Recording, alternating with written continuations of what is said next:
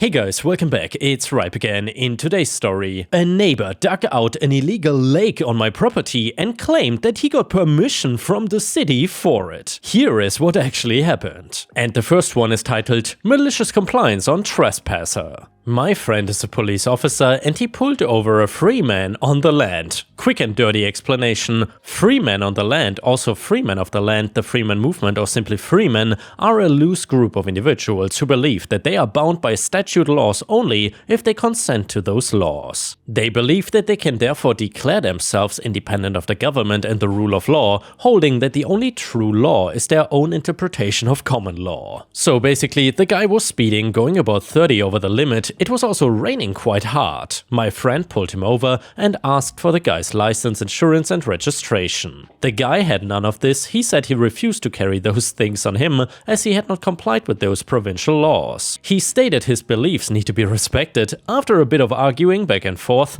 my friend told him that he would be getting the vehicle towed and writing a bunch of tickets. Once the tow truck arrived, my friend ordered him out of the vehicle. The man complied because he knew my friend would physically remove him. As the car is being towed, the guy asks for a ride to the detachment about 5 kilometers away so he could call a cab. They are in a rural area. My friend, knowing these guys have very strong feelings against taxes and government, says cheerfully, "Sorry sir, this car was paid for by taxpayers and is owned by the government. I'm just respecting your beliefs. Have a better day and please pay those tickets unless you wish to fight them." He then drives off, leaving the guy in the rain. For some reason, it did not occur to the guy to ask the tow truck driver. There was a sidewalk by the road, so he was good to go. He was just very wet, I'm sure. And yeah, Ripe Stars, this story was a little bit older, and I gotta say, I've never heard of these free men before. Have you ever heard of these guys? Maybe it was like a thing a couple of years ago or something, I'm not sure. Anyway, the next one is a property malicious compliance story. Once upon a time there was a man who owned a piece of land next to a thriving restaurant. Now this man had owned the land for a long time, 22 years, and it was undeveloped. He had bought it cheaply, but it had great highway frontage and he had always dreamed of building a little used car slot or gun shop on the tract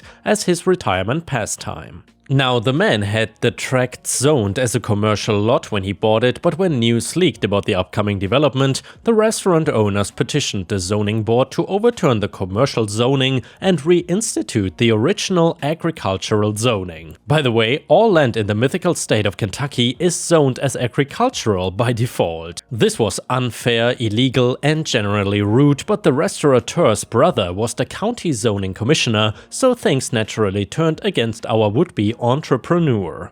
After fighting the good, clean, play-by-the-rules sort of battle and losing, our would-be entrepreneur gave up. He decided to accept the county zoning, not to see the tract go idly unused. The enterprising retiree decided to pursue another business venture. He raised hogs and lots of them. 204 to be exact on his little 12-acre tract. For those of you unfamiliar with the climate in time-lost Kentucky, the summers are downright southerly in their humidity and heat. As you can imagine, a rather malignant odor grew up around the thriving hog farm. Patrons of the restaurant ate elsewhere, anywhere else to be exact. In a matter of weeks, the zoning commissioner reversed his earlier ruling, returning the commercial status of the lot. It is another caveat of Kentucky zoning law that land can always be used for a purpose lesser on the scale of hierarchy than its current zoning. Everyone, especially the restaurateur, was surprised when the hog farm remained in operation. Nothing, not even substantial financial offers, could convince the new farmer to quit his now beloved occupation. Exactly 3 months and 4 days after the opening of the hog farm, the restaurant closed its doors for good. The farmer, in a fit of depression, ceased hog farming and decided to open a small sporting goods store instead. It remained there to this day alongside his newly acquired restaurant. And well, Ripe Stars, we of course all know you never mess with a farmer, especially when he has hogs. Anyway, the next one is the title story, which is titled, Neighbor dug out a small lake on my property and claims he got permission from the city. I got an amazing job. I'm a trainer with an international bank, so my work doesn't just pay the bills, it keeps me traveling. I've seen 25 countries thanks to work-related travel. I love it, but that means that home needs to be a respite from it all. That is why I spent a healthy chunk of that hard-earned money investing in my dream property. It's a quiet 3-acre with a large colonial manor big enough for me and all my guests. There are mature trees all over my lot and so much potential. I have a vision of adding hedges, a greenhouse and so much more. I even found a really great landscape architect to help me achieve my goal, but work kept me on the road for the last 2 years, so I've waited to make some of my dream improvements. Luckily for me, I had banked so much paid time off that after the assignment I planned to take 2 months off just to get the house and grounds into shape. When I finally boarded the plane to come home at the end of my stint, I was exhausted and the only thought that brought me any excitement was the idea of getting home. I couldn't wait to see my house and a gorgeous yard again. I spent the entire flight poring over plans the landscape architect emailed me. We were gonna put in a vegetable garden and 10 young fruit trees. I was so excited to take a break from the white-collar work I usually do and get my hands dirty. These wistful thoughts sustained me through the long flight, agonizing baggage claim wait and an overly chatty cab driver. I was so happy to get out of the car, and in my driveway, I set my bags inside and then I took a walk around my property. I'd been away for so long that I just wanted to savor the peaceful feeling of being at home. I walked out my front door and headed east along the property line. I was planning to make a loop of the whole large plot. As I walked, I noticed a few things that had changed. There was some new creeping Charlie next to the house, a rabbit ran out back and some bare patches in the grass that needed tending, but there was also so much that had not changed. The old oak trees were tall and strong and the robins still nested in the cherry blossom tree next to the shed. The familiarity of my yard was the warm welcome I wanted. Well, I rounded the northern corner of the property and set off for my favorite part of the vast lot. There is a grove of mature evergreen trees in the northwest corner of the lot where it is always shady. Whenever I'm home, I like to sit between the tall trees and read. It's my secret haven from a busy world, but as I approached the grove, something was wrong. Through the trunks of the outside ring of trees, I could see a reflection. It was like there were puddles behind the trees, but as I got closer I could tell it was not a puddle per se, but rather a giant puddle. Where once my beloved clump of evergreen trees had lived, there was now a pond. Where once my favorite trees had stood, there was a body of water large enough to row a small boat on. My jaw literally hit the ground. I couldn't believe my eyes. It took me a second to really understand what I was seeing, and even longer to internalize what had happened. Someone had dug up my yard. I could not wrap my head around it. What kind of person would not only trespass in someone else's yard, but dig up their trees and replace them with a water feature? I was half dumbstruck and half furious. It was clear someone had tampered with and destroyed my land, but it was not immediately clear who the culprit was. As I walked the long walk back to the house, I ran through a list of possibilities, but nothing made sense. It was my yard. Who would do such a thing? I spent the entire night reeling through a list of possibilities. I woke up ready to call the police, but something caught me off guard. Just as I was dialing the non-emergency police number, my phone started buzzing. It was an unknown number. Cautiously, I answered, "Hello?" "Hey neighbor," said the voice on the other end of the line. "Who is this?" I asked. "Your neighbor on the west. I saw the lights were back on at your place and wanted to see if you were back. How was Europe?" He said. "Fine, thanks." "I'm sorry, not to be rude, but I've had a rough time since I landed, so can you please tell me why you are calling?" I said. "Right to business, I like it," said the neighbor. "Well, I share a lot line with you on the northwest side and we had a major stormwater issue last summer." "Oh no," I said, although I had my suspicions because I watched the weather while I was away and there were no major incidents last summer. "Yeah, and it got out of hand," he said. "This wouldn't have anything to do with the new water feature on my land, right?" I asked. He laughed. My blood boiled. "Yeah, you got me. I had to have the grove excavated due to a stormwater drainage problem," he said.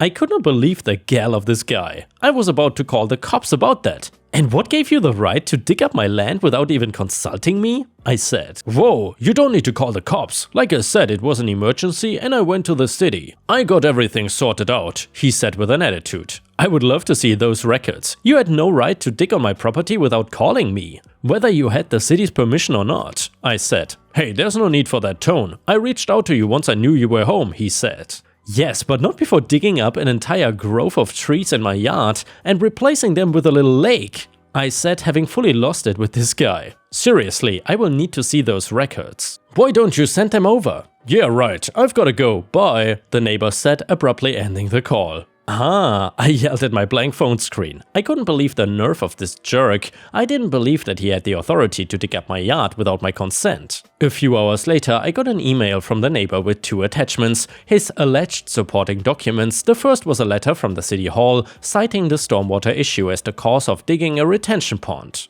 The second was the work permit from when he brought excavators onto my property. The letter had a seal from the city, but something just didn't feel right about it. Their wording was strange, a little less formal than I would expect from the city. For example, it did not mention a specific ordinance under which the problem fell. The seal in the upper right corner of the letter also didn't look right. I could have sworn that our city seal had a soldier, but the seal on this letter pictured an eagle soaring. I looked it up and I was right. I was fuming. I couldn't get over the nerve of this guy to try to pass off phony documents. I tried to call and confront him. He didn't answer, so I called the police instead. They told me a detective would be at my place in about an hour. When the detective arrived, I showed her the papers the neighbor sent, and then we walked around the lake. "The letter is fake," said the detective as we walked. "You're right, the city seal is wrong." "I knew it," I said. "Well, here's the lake he wanted so badly." "Huh?" the detective said. "What?" "My cousin shared a picture recently of himself on a rowboat."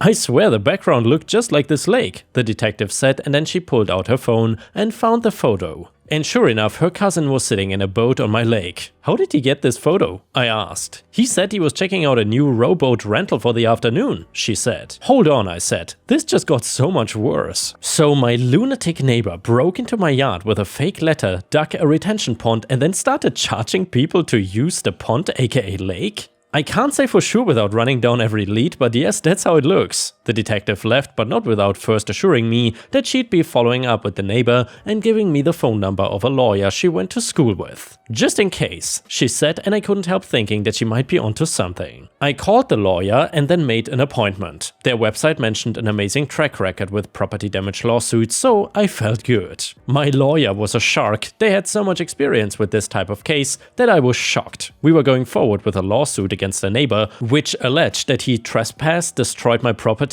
and committed fraud.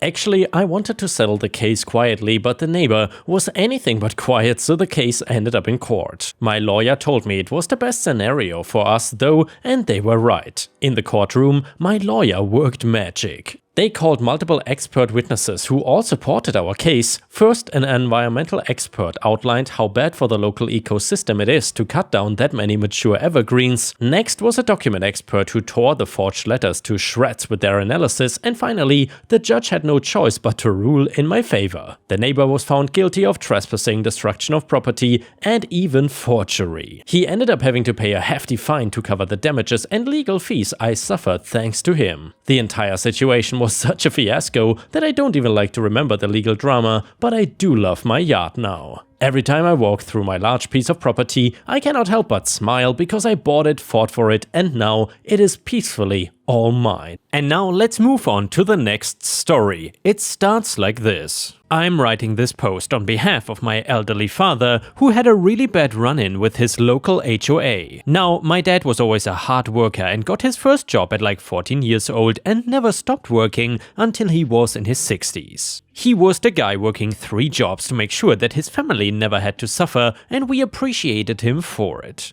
Due to some amazing investments, he ended up having more money in his early years than he knew what to do with. He was pretty wealthy and with it liked to let another part of his personality show. My dad was a bit of a troll before the term really even existed. He had standards and would only troll people who deserved it. The HOA that he lives close to totally deserved it and he was gonna have some fun. Now, his main home is not within the HOA boundaries at all, but he owns 3 other properties all within the HOA walls but refuses to join the HOA. He knows that people not agreeing to join annoy the hell out of them and cause them to bother people. He decided he would waste their time if they were gonna waste his. Every time somebody new from the HOA would call him, he would pretend to be interested and let them ramble on while he did not even pay attention. Only then to tell them that he was not joining and hanging up the phone. They deserved it for harassing people who were not in the HOA constantly about joining, and he hoped would make them think twice about it. Instead, they got totally pissed off at my dad and wanted to start a war with him. Keep in mind that from an outside look, there was no way for the HOA to come out looking good. Even if they wanted to claim that he started it with wasting their time, he was a 74-year-old man with a cane. They were either going to look like they were bullying an old man or be the HOA that lost to an old man. They actually went to the town and tried to argue that he was not allowed to own all these properties and must be doing something illegal to have them. However, he wasn't, which is what they were told. He was just rich and spending his money while he had it, since you cannot take it with you after. Another nice thing my dad had was a car from like the 1960s that was bright red and gorgeous. I cannot remember for the life of me what that car was called right now, but I do know he spent a ton of money on it. He said it was one of the first cars he ever had that was not a cheap wreck and wanted to get one in good condition again. It was extremely sentimental for him, even though he couldn't drive anymore, but just to sit in it and look at it. Seeing him happy was one of the most amazing things in the world, because this is a man that gave to everybody else until he was in his older years. He was giving himself a lifetime worth of presents, and we all loved he was doing that. The HOA thought it would be funny to have that car towed away when he left it on one of the other properties, showing them that it was an HOA, and since it looked like nobody lived there, they got away claiming it was HOA property and somebody left the car there. When he found out it got towed, he called me more upset than I ever heard him be in my life. I went to investigate and found that it got towed away to a scrapyard where it had then been stolen. We filed a report but never heard anything about it being found afterwards, which really sucked. The other thing the HOA did while my dad was still upset about the car was destroying his pool. He had an in-ground pool in his main home's backyard.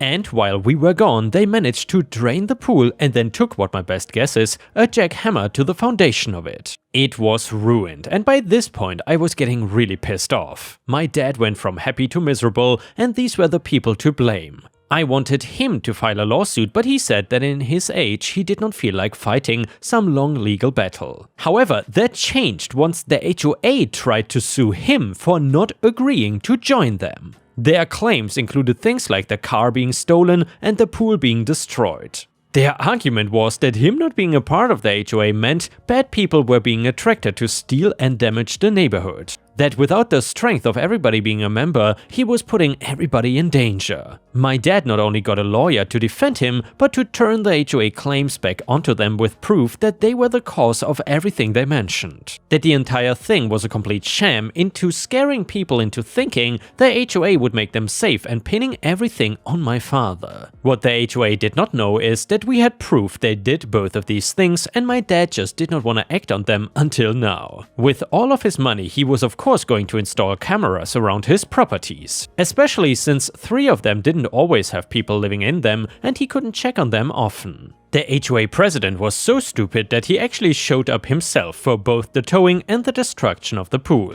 For the pool, it was not clear in the image what was used to destroy it, but that did not really matter. We had video evidence of him doing this and his entire case fell apart. He was told off for trying to manipulate a case to go in his favor. Meanwhile, my dad had the countersuit for the cost of his car and pool repair. He did not need the money, but he felt great taking it away from the HOA. They also got a horrible reputation because my dad would tell everybody in town when he was at the store and stuff about what had happened, really milking the fact that he was an old and supposedly easy target just to get everybody against the HOA. Almost like a revenge, but instead of actively doing anything, he was just making the HOA the most hated thing in the entire area. People wanted out and the HOA told them that they were bound by a contract and couldn't do anything about it. A bunch of people threatened to sue, and that was finally when the dam broke. The HOA president had to make the entire HOA close down and give people money back. Meanwhile, an actual criminal case against him was still pending for the grand theft auto and destruction of my father's property. Due to that, he had to stick around and be hated by everybody before finally his case went to court and he was found guilty and sent to jail for 5 years. And yeah, Ripe Stars, I'm so happy that in the end the